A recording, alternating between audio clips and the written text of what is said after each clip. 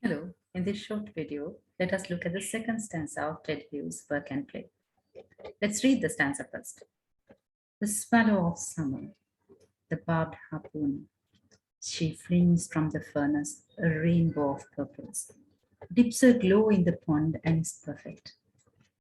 But the serpent of cars that collapsed on the beach disgorges its organs, a scamper of colors which roll like tomatoes, nude as tomatoes, with sand in their creases, to cringe in the sparkle of rollers and screech.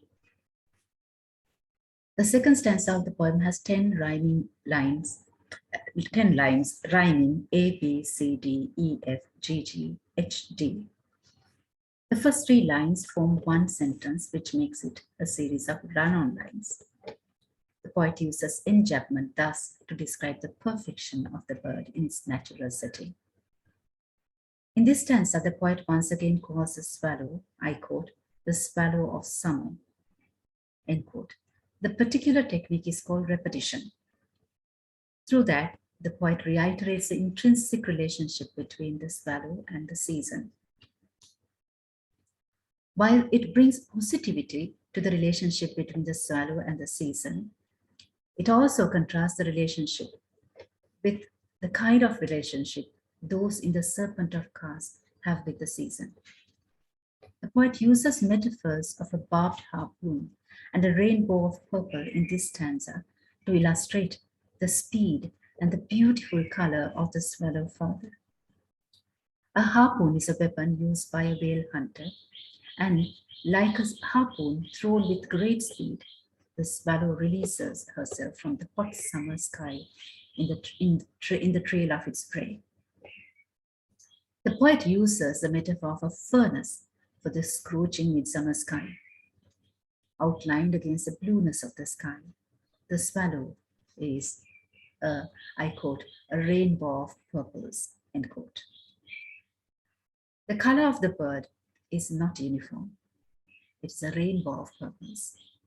Coming down, she touches the water and transfers some of her beautiful color to the water. I quote, dips her glow in the pond, end quote. The bird is perfection itself. To this little piece of heaven comes crawling the serpent of cars. Once again, the volta is marked by the conjunction but. As soon as it reaches the beach, the serpent collapses out of sheer exhaustion and disgorges its organs. In contrast to the beauty and speed of the bird, the picture the serpent forms is extremely unpleasant and unaesthetic. The organs disgorged are undoubtedly people coming out of their cars. In contrast to the graceful speed of the swallow, the disgorged organs scamper about. Even at the beach, the holidaymakers cannot forget their mad, undignified haste in the cities. So they are scampering about. There is nothing substantial in them. Therefore, they are just assortment of fast-moving colors. Their heavy earth-bound bodies are, I quote, roll like tomatoes, nude as tomatoes, end quote.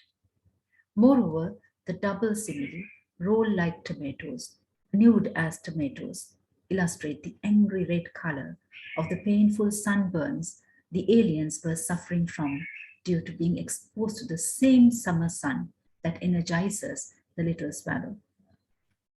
In contrast to the way the shorter vowel sounds illustrated the easy, graceful flight of the swallow in the first 3 lines, the heavier and longer sounds in roll like tomatoes, nude as tomatoes, and the sound of throwing up mimicked in the O sounds in disgorges, its organs, together with the use of the terms such as disgorge and scamper, the picture presented to the reader of their own kind is quite unpleasant.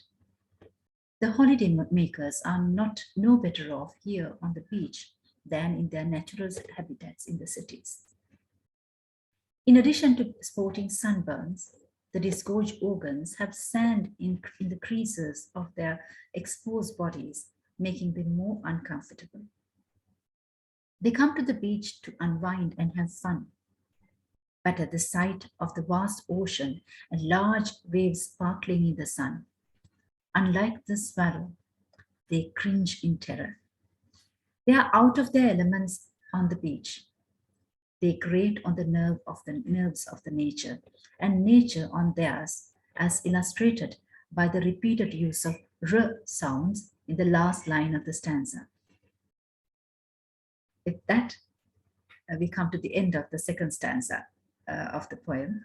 Let us meet in another poem like in the third section of this poem in another video.